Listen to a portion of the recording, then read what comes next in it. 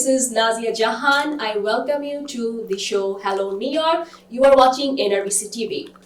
আপনাদের সবাইকে ঈদ মুবারক। আজকে আমাদের স্টুডিওতে আপনাদের সবার সাথে ঈদের আনন্দ শেয়ার করতে আমরা এনেছি দুজন ভেরি ভেরি স্পেশাল গেস্ট যারা আমাদের কমিউনিটিতে অনেক অনেক ভালো কাজ করে যাচ্ছেন এবং ভেরি হাইলি কোয়ালিফাইড। এবং তাদের মধ্যে আমাদের দুজন গেস্টের প্রথম গেস্টে রয়েছেন বাংলাদেশ প্রবাসীদের আমব্রেলা সংগঠন বাংলাদেশ সোসাইটির দুইবার নির্বাচিত প্রেসিডেন্ট এবং 3 বার ট্রাস্টি বোর্ডের নির্বাচিত chairman none other than Mr. M. Aziz. এবং সেকেন্ড গেস্ট আমাদের মাঝে রয়েছেন ইয়োর ড্রিম হোম কেয়ারের director of media and communication none other than আমাদের অতি পরিচিত মুখ Jolly Ahmed. Welcome to our show hello New York and Eid মোবারক। আসসালামু আলাইকুম, কেমন আছেন আপনারা? ভালো আছি। Thank you so much for coming and making time. So প্রথমেই শুরু করছি আপনাকে দিয়ে। আপনি তো এত বছর ধরে আমাদের নিউ ইয়র্ক কমিউনিটিতে আছেন, আমাদের আগে যেরকম ঈদ হতো নিউ ইয়র্ক কমিউনিটিতে এখন যেরকম ঈদ হচ্ছে, কিরকম ডিফারেন্স দেখছেন আপনি আমাদের অডিয়েন্সের সাথে যদি শেয়ার করতেন? ধন্যবাদ আপনাকে প্রশ্ন করার জন্য। প্রথমে আমি NRBC টিভির সকল দর্শককে এবং আমাদের প্রবাসী এবং প্রবাসীর বাইরে যত ভাই বোনেরা এই প্রোগ্রামটি দেখছেন সবাইকে আমি আন্তরিক ধন্যবাদ ও শুভেচ্ছা জানাচ্ছি এবং সবাইকে ঈদ মোবারক জানাচ্ছি। ঈদ মোবারক। আজকে আমরা অনেক বছর যাবত নিউ ইয়র্কে বসবাস করছি। আজ থেকে অনেক 20-30 বছর আগের কথা বলছি। তখন আমরা প্রবাসে যে ঈদ করতাম, ঈদের সেই একটা আনন্দ, একটা উৎসব, যে আজকে যে মুখরিত আনন্দ উৎসব ঈদের মধ্যে যেভাবে ঈদ হচ্ছে এটা কখনো বোঝা যেত না। এবং আমরা নিজেরা খুঁজেও পেতাম না যে ঈদের নামাজটা কোথায় পড়বো। এরকম মসজিদও খুঁজে পেতাম না। আমাদের একটি মসজিদই ছিল, আপনার ম্যানহাটনের মদিনা মসজিদ, ওখানে আমরা নামাজ পড়তে যেতাম। আর আজকে এই সময়টায় যেভাবে আমরা ঈদের উৎসব করছি, এটা মনে হচ্ছে না আমরা প্রবাসে আছি। অনেক জাঁকজমক, মনে হচ্ছে না আমরা প্রবাসে আছি, মনে হচ্ছে যে আমরা সকলে বাংলাদেশেই আছি। জি। এবং আমি জানি যে আপনার আরো অনেক পরিচয় রয়েছে, আপনার ব্যবসায়িক দিকে আপনার যে পরিচয়, আপনার যারা অডিয়েন্স আমাদের দেখছে, আপনি যদি কাইন্ডলি আমাদেরকে বলেন আপনি হোম কেয়ার বিজনেস যেটা ইয়োর ড্রিম হোম কেয়ার, ওই বিজনেস এবং তাছাড়া একটা কনস্ট্রাকশন বিজনেসের সাথে আপনি জড়িত আছেন। জি। সো কাইন্ডলি আমাদের সাথে প্লিজ শেয়ার করবেন। আমি কনস্ট্রাকশন বিজনেস স্টার্ট করি 1986 থেকে। আমি largest minority contractor in new York city. আমি প্রচুর first time ownership, home, low income, affordable, senior citizen building, hospital, college, এগুলো আমি করে থাকি আজ বহু বছর যাবত।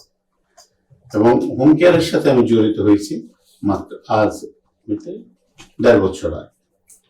এবং আমার হোম কেয়ারটি, আমি এই জন্য হোম কেয়ারের বিজনেসে আসছি যে আমার কমিউনিটিকে সহযোগিতা করার জন্য। যারা হোম কেয়ারের বিজনেস নিয়ে থাকেন সকল ভাই বোনদের প্রতি আমি আহ্বান করছি, তারা আমার অফিসে আসবেন।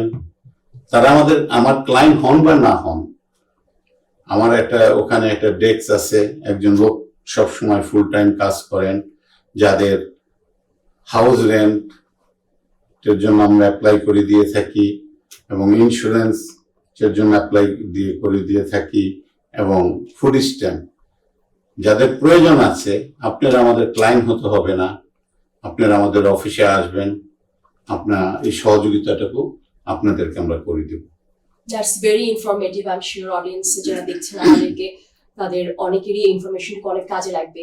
এবার আসছি Jolly Ahmed, very beautiful, very talented, কমিউনিটির অতি পরিচিত মুখ। সবার আগে ঈদের পারফেক্ট গেট আপে আপনাকে দেখতে পেয়ে একটা ঈদের একটা আমেজ চলে এসেছে স্টুডিওতে। You are looking very beautiful মাশাআল্লাহ অ্যাজ অলওয়েজ। আর আপনি যে কাজটা এত সুন্দর করে করেন, আমি তার একেবারে সামান্যতম যদি করতে পারি, so if you can take over, I will be really privileged, please. Thank you Nazia, আপনাকে অসংখ্য ধন্যবাদ। আসলে আমি নিজেকে এনআরবিসি টিভি পরিবারের সদস্যই মনে করি। আমি গত 1 বছর ধরে এনআরবিসি হয়ে কাজ করেছি এবং এখনো মনে প্রাণে এনআরবিসির সঙ্গেই আছি। হয়তো আমার নিজের পার্সোনাল প্রফেশনের জন্য একটু সময় কম দিতে পারছি, বাট আমি মানসিকভাবে মনে প্রাণে এনআরবিসি পরিবারের সদস্যই মনে করি নিজেকে। আপনি যেই সিটটায় বসেছেন এই সিটটাতে বসে গত 1 বছর আমি কমিউনিটিকে বিভিন্ন প্রোগ্রাম করেছি, প্রেজেন্টার হিসেবে কাজ করেছি, এমসি করেছি। সো এখন আমি বর্তমানে ইউর ড্রিম হোম কেয়ারের হয়ে ভেরি রিসেন্ট কাজ করছি। ইউর ড্রিম হোম কেয়ারের মিডিয়া অ্যান্ড কমিউনিকেশনের আমি আছি। So your dream home care সম্পর্কে আমি যেটা বলবো যে কমিউনিটিতে সার্ভিস দেওয়ার ব্যাপারে যে বয়স্ক মানুষরা যে হোম কেয়ার সার্ভিসটা নিচ্ছে সেই সার্ভিসটা আমার প্রতিষ্ঠান ইউর ড্রিম হোম কেয়ার সবচেয়ে বেস্ট সার্ভিসটা দিচ্ছে এবং সবচেয়ে হাইয়েস্ট রেটটা যে একজন বয়স্ক মানুষ যে তার সেবাটা নিচ্ছে সেই সেবাতে আমরা অন্যান্য হোম কেয়ারের তুলনায় আমাদের পেমেন্ট সিস্টেমটা খুবই ভালো এবং খুবই স্মুথ। আমরা একদম স্বচ্ছ থাকি, আমরা সব কিছু তাদের সামনে তুলে ধরি এবং আমরা সবচেয়ে বেস্ট রেটটা তাদেরকে দিয়ে থাকি এবং অন টাইমে পেমেন্টটা করে থাকি। তো আমাদের কমিউনিটি যারা বয়স্ক মানুষ আছে, সিনিয়র সিটিজেনরা আছে, তাদেরকে আমরা রিকোয়েস্ট করব যে আপনারা আমাদের হোম কেয়ারে আসুন, আমাদের সার্ভিসটা নিন। আমরা আরো অনেক সেবা দিচ্ছি এবং আমরা ফ্রিতে অনেক আমাদের হোম কেয়ার সার্ভিসের পাশাপাশি গভর্নমেন্ট থেকে যে সমস্ত বেনিফিট আমাদের কমিউনিটির মানুষজন পাবে বা একজন সিটিজেন বা একজন নর্মাল মানুষ পাবে, সেই বাসা ভাড়া বা হাউস রেন্ট বা স্ন্যাপ কার্ড এই ধরনের সেবাগুলো তাদেরকে আমরা আইডেন্টিফাই করে দেওয়ার চেষ্টা করি, যেটা তারা আসলে ডিজার্ভ করে। এই ব্যাপারে আজিজ সাহেব আরো বলতে পারবেন ভালো প্লিজ। না, জানেন তো আমরা অনেকেই যারা আমাদের বৃদ্ধ মাতা পিতা অনেকে এখানে আসেন, অনেকের ল্যাঙ্গুয়েজ প্রবলেম আছে এবং অনেকে ঠিক মতো ফর্মগুলি ফিল আপ করতে পারেন না। সেজন্য যেহেতু বাংলাদেশ সোসাইটির সাথে আমি জড়িত বহু বছর যাবত, আমি কোনো রাজনৈতিক সংগঠনের সাথে জড়িত না, আমি কমিউনিটি সার্ভিস করে থাকি আমার কমিউনিটির জন্য। সেজন্য আমি এই বিজনেসে আমার আশা এবং যাদের যে কোনো জিনিসের প্রয়োজন হয় আপনারা অন্য হোম কেয়ারের মাধ্যমে যদি থাকেন, সেখানে যদি আপনারা সার্ভিস পেয়ে থাকেন, আমার কোনো অসুবিধা নেই। আপনার কোনো প্রয়োজন হলে আমার অফিসে আসবেন, আমার জামাইকা এই জ্যাকসন হাইট অফিসে, আমাদের head office Jackson height 37-18 73rd street sweet 402 your dream home care. এখানে আসবেন, আপনাদের যে কোনো প্রয়োজনীয় জিনিসপত্র লাগে আপনাদের আমরা সহযোগিতা করে থাকি এবং সবসময় সহযোগিতা করে যাব আমার কমিউনিটির সাথে। যেহেতু নাজিয়া আপু আমাকে হ্যান্ডওভার করে বলেছে যে আমি যেন হোস্টিং করি, সো আমি নাজিয়া আপুর পক্ষ থেকে বা এনআরবিসি টিভির পক্ষ থেকে আমি কিছু কোয়েশ্চেন করব আজিজ ভাইকে এবং আমার নিজের অপিনিয়নও আপনাদের সঙ্গে শেয়ার করব। আমি ভেরি রিসেন্ট নিউ ইয়র্ক সিটিতে আছি বা আমি আমেরিকায় খুবই কম সময় ধরে এসেছি। তা আমি এখানকার ঈদটাকে যেভাবে দেখি, আমি দেখেছি যে ঈদের দিন সকালবেলা উঠে সবাই ঈদের নামাজ পড়তে যায়, জামাতে যায়, প্লাস হচ্ছে যে সবার ছুটি থাকে। আমাদের নিউ ইয়র্ক সিটিতে আমরা আসলে ছুটিটা পাই, অন্য স্টেটে আমি ছুটি পাইনি। আমি কলোরাডোতে ছিলাম, ওই দিনটাতে ঈদের দিনও দেখা গেছে যে ক্লাস করতে হচ্ছে, কিন্তু ছুটি নিউ ইয়র্ক স্টেট আসলে নিশ্চিত করেছে ছুটিটা। সো এটা আমাদের জন্য অনেক বড় একটা অ্যাডভান্টেজ। তো এখন যে আজিজ ভাই আমরা যে ঈদটা করে থাকি, সেই ঈদটা কি আমরা 20 বছর 30 বছর আগে, আপনি অনেক পুরনো আমেরিকাতে বাঙালি কমিউনিটিটা কেমন ছিল, কেমন ইউনাইটেড ছিল? ঈদের জামাত পড়তে আপনাদের কি করতে হতো, বা এই যে ঈদের দিন সকালবেলা উঠে সব আত্মীয় স্বজনের বাসায় যাওয়া, রান্না বান্না খাওয়া, বা এই যে হলিডে পাওয়া যায় এখন পাচ্ছি আমরা, কিভাবে এই অর্জনগুলো আমাদের হলো বা এই যে বিবর্তনটা কেমন লাগে আপনার? আমার খুবই ভালো লাগে। আপনি যেমন আমাকে বললেন অনেক বছর যাবত আমি এখানে আছি, আগে আমাদের ঈদ মনে হতো, ঈদের দিন আমাদের ঈদ মনে হতো না। ঈদের যেটা আনন্দ, সে আনন্দ থেকে আমরা প্রবাসীরা বঞ্চিত ছিলাম। আজকে এই নিউ ইয়র্ক শহরে আমাদের মনে হচ্ছে না এটা আমরা একটা প্রবাসে আছি, এটাকে মনে হচ্ছে আমার কাছে, আমার নিজের অনুভূতি যেটা, এটা আমাদের বাংলাদেশের একটা অংশ হয়ে দাঁড়িয়ে গেছে। আমাদের আত্মীয় স্বজন প্রচুর আছে এখন, আমাদের প্রবাসী বাংলাদেশি ভাইয়েরা আজকে জ্যাকসন হাইটে জামাইকাতে, ওজন পার্কে বা ব্রুকলিন চার্লস ম্যাকডোনাল্ডসে আপনি বের হয়ে দেখেন, কাপড়ের দোকানগুলি দেখেন, মেয়েরা শপিং করছে, হাতে মেহেন্দি লাগাচ্ছে, নানান ধরনের উৎসব করছে। আমার মনে হয় না যে আমি প্রবাসে আছি। এবং আরো বড় কথা যে আগে তো আমরা কুরবানি দেওয়া এটা স্বপ্ন ছিল আমাদের কাছে।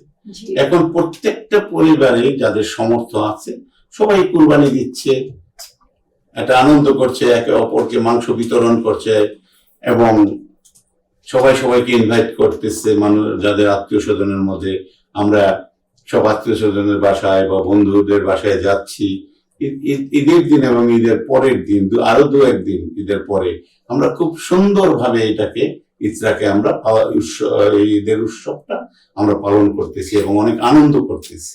দেখুন, যারা অস্থায়ী বিজনেস আসে এখানে, দোকান দিয়ে বসে একটা টেবিল নিয়ে চাঁদ রাতে, এটা অবশ্য যারা ওখানে স্থায়ী বিজনেস করেন, $20,000 $30,000 প্রত্যেক মাসে ভাড়া দেন, তাদের জন্য এটা একটা ক্ষতিকর।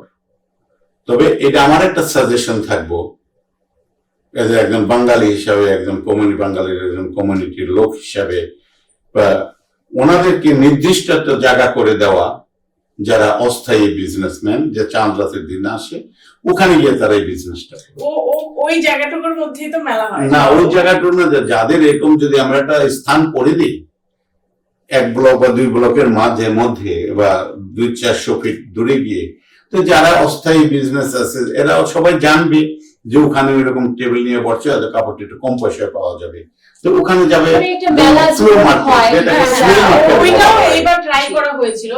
যেটাকে ফ্লো মার্কেট বলা হয়, তারা ওখানে গিয়ে এটা ক্রয় করুক।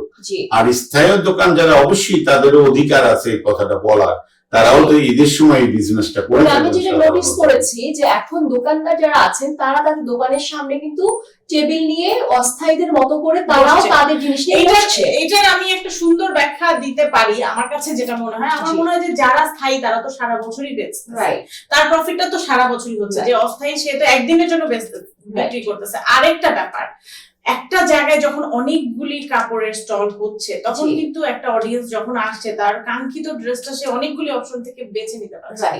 এইটার জন্য আরো ক্রাউডটা বাড়বে বেশি, যে আমার মেলাটা ওই জায়গায় সবচেয়ে জমজমাট হচ্ছে, ওই জায়গাটা গেলে আমি আমার কাঙ্ক্ষিত প্রোডাক্টটা পাবো।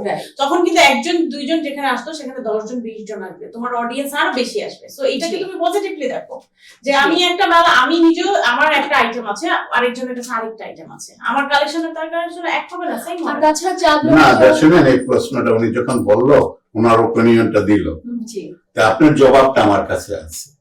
আপনি যে অস্থায়ী একজন বিজনেস ওম্যান, একদিনের জন্য, চাঁদ রাতের জন্য আপনি ওখানে আসেন কিছু বিজনেস করার জন্য, এটা আপনি আপনার মতো করে দেখছেন।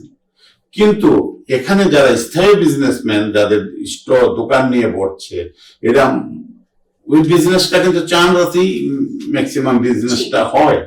তা আপনি তো একদিন একটু যত পাচ্ছেন করে নিয়ে চলে যাচ্ছেন। না না, লেট মি ফিনিশ। আপনি তো আপনার স্বার্থটা দেখছেন, আর ওই লোকটা যে ওখানে দোকান দিয়ে বসছে, এরকম আছে বিজনেস ডেলি করতে পারতেছে না, অনেক সময় আছে, অনেক দিন আছে যে তার ওখানে কোনো বিক্রি হচ্ছে না, দোকানটা খুলে এসে বসছে, তার স্টাফ আছে, তার লাইট খরচ আছে, তার বিভিন্ন এক্সপেন্স আছে ওখানে, কিন্তু দেখা যাচ্ছে 14 জন কাস্টমার আসে। আচ্ছা, আমরা ঈদের আনন্দে ফেরত যাই। তার ঈদের খাওয়া দাওয়াটা কেমন? আর এই যে কোরবানি ঈদ নিয়ে কথা বলি আমরা, কোরবানিটা কেমন করে হয়? আমি গত বছর একটা কোরবানি অ্যাটেন্ড করেছিলাম পাশের ইয়েতে, যে কানেকটিকায়, যে কোরবানি করে গরুর মাংসটা প্রসেস করে নিয়ে আসা হয়, দেখা যায় মেশিনের মাধ্যমে গরুটাকে কোরবানি করা হচ্ছে, তারপর সবাই মিলে আয়োজন করে মাংসটা কাটা হচ্ছে, আবার অনেকে দোকানের মধ্যে অর্ডার দিয়ে দেয়। এই যে কোরবানি সিস্টেমটা তো দিয়েছেন হয়তো বা কোরবানি, তো এইটা যদি একটু বলতেন কিভাবে হয় কোরবানি। দেখেন, আমি সর্বপ্রথম আমার প্রবাসী ভাইদেরকে, প্রবাসী মুসলমান ভাইদেরকে আমি ধন্যবাদ জানাবো যে আজকে আমাদের প্রত্যেকটা, এবং একটা ছোট বাচ্চাও জানে যে বাবা কুরবানি এসে গেছে, আমরা কুরবানি দেব না, কিন্তু এটা আমরা ওদেরকে শিখাচ্ছি। আজকে আমার ছেলে এখানে জন্ম, সেও বলে বাবা আমাদের কুরবানি কি দেবা, বা কবে দিতে হবে, বা কোথায় দিতে হবে। যে আমাদের এই যে আজকে প্রবাসী বাংলাদেশি ভাইয়েরা, মুসলমান পরিবার যেগুলো আছে, আমরা কিন্তু আজকে ধর্মের অনেক সচেতন। আমরা ছোট বাচ্চাদেরকে নিয়ে ছোটবেলা থেকে মসজিদে যাচ্ছি, জি ফ্রাইডেতে নাই যাচ্ছি, যেদিন ঈদের দিন আমাদের সাথে করে নিয়ে যাচ্ছে, সবাই আমাদের বাচ্চাদেরকে ছেলেদেরকে নিয়ে আসতেছি। এই জন্য আমাদের ধর্মটাকে যাতে বিলুপ্ত না হয়ে যায় জি সেজন্য ধরে রাখার জন্য যারা আছেন আমার প্রবাসী ভাইয়েরা সবাই কিন্তু এটা আমরা অনেক সচেতন। এবং কুরবানির দিন কুরবানি দেই, অনেকে বাচ্চাদেরকে নিয়ে যেতাম আগে, এখন কুরবানিটা একটু দূরে হচ্ছে, কেউ গিয়ে কুরবানি দেই বা কেউ দোকানে অর্ডার দিয়ে দেই। এই যে একটা আমাদের প্রবাসী ভাইয়েরা যে হাজার ব্যস্ততার মধ্যে যে আমাদের ধার্মিক যে জিনিসগুলি ধরে রাখছে বা আমরা ধরে রাখছি, আমি সমগ্র প্রবাসী আমার মুসলমান ভাইদেরকে আমার অন্তরস্থল থেকে এই জন্য আমি ধন্যবাদ জানাই। আপনাকেও অনেক ধন্যবাদ, বিকজ কমিউনিটিতে আপনাদের মতো মানুষের অবদান অনেক বেশি। তার জন্য ধন্যবাদ দিয়ে আপনাকে এনাফ ওয়ার্ডস আমার কাছে নেই। বাট আমি এটাই বলতে চাবো যে আপনি এত শত ব্যস্ততার মাঝে সময় করে যে আপনি এসে আমাদের সাথে শেয়ার করলেন, আপনার এক্সপিরিয়েন্স তো অনেক বেশি, আর আপনি এত মাল্টিপল বিজনেস আপনার, সো আপনার কাছ থেকে অনেক কিছু আরো জানার আছে। কিন্তু আমাদের যেহেতু স্টুডিওতে সময় একটু লিমিটেড, সো এই জন্য আজকের মতো আমরা র্যাপ আপ করছি আমাদের আজকের আড্ডাটা এখানেই। But before I let you guys go, কমিউনিটিতে যদি কোনো মেসেজ আপনি দিতে চান আমাদের অডিয়েন্সের মাধ্যমে, আমাদের অনুষ্ঠানের মাধ্যমে, একজন একজন করে প্লিজ, যদি কোনো ফিউচার গোল বা কোনো মেসেজ যদি অডিয়েন্সের জন্য আপনাদের শেয়ার করতে চান, যদি প্লিজ। ধন্যবাদ আপনাকে এবং ধন্যবাদ এনআরবিসি টিভিকে। আমি আমার সমগ্র মুসলিম ভাইদেরকে যে যেখান থেকে এই প্রোগ্রামটা দেখছেন সবাইকে আমি ঈদ মোবারক জানাচ্ছি। আপনারা ভালো থাকবেন, সুস্থ থাকবেন। আর আমার আকুল আবেদন যে গাজায় ফিলিস্তিনিতে আমাদের যে মুসলিম ভাইয়েরা যেভাবে আজকে শহীদ হচ্ছেন, সব ঈদের দিন আমার সমগ্র মুসলিম ভাইদের প্রতি আমার অনুরোধ থাকবে এই গাজার মুসলমানদের জন্য আসুন আমরা সবাই সম্মিলিতভাবে দোয়া করি, আল্লাহ তাদের উপর রহমত নাজিল করুক এবং হেফাজতে রাখুক। এবং আজকে যেই যারা আমাদের উপরে এই মুসলমান ভাইদের প্রতি যে অত্যাচার করতেছে, সেই অত্যাচারীদেরকে আল্লাহ হেদায়েত করুক, আর আমার মুসলমানদের ভাইদের উপর আল্লাহ রহমত নাজিল করুক। আপনাদের সবাইকে আমি ঈদ মোবারক জানাচ্ছি আমার ব্যক্তিগত পক্ষ থেকে, আমার পরিবারের পক্ষ থেকে এবং সমগ্র প্রবাসী নিয়োগবাসীর পক্ষ থেকে ঈদ মোবারক সবাইকে। ধন্যবাদ আজিজ ভাই, আপনাকেও ঈদের অনেক অনেক শুভেচ্ছা। এবার চলে আসছে জলি আপু আপনার কাছে। এনআরবিসি টিভির সকল দর্শক, কলাকুশলী, আমার পরিবার, আমি সবাইকে ঈদের শুভেচ্ছা জানাচ্ছি, সবাইকে ঈদ মোবারক। আর ইউর ড্রিম হোম কেয়ারে আমরা সর্বোচ্চ সার্ভিসটা দিয়ে থাকছি। আপনার পরিবারে যদি বয়স্ক সিনিয়র সিটিজেন কেউ থাকে যার সেবার প্রয়োজন, আমাদের সঙ্গে যোগাযোগ করবেন। অবশ্যই আপনাদেরকে আমরা সর্বোচ্চ রেটটা দেওয়ার চেষ্টা করবো এবং সর্বোচ্চ বেনিফিট ফ্যাসিলিটিস গুলো দেওয়ার চেষ্টা করবো। সবাইকে আবারও ঈদের শুভেচ্ছা জানাচ্ছি, ঈদ মুবারক। ধন্যবাদ জলি আপু।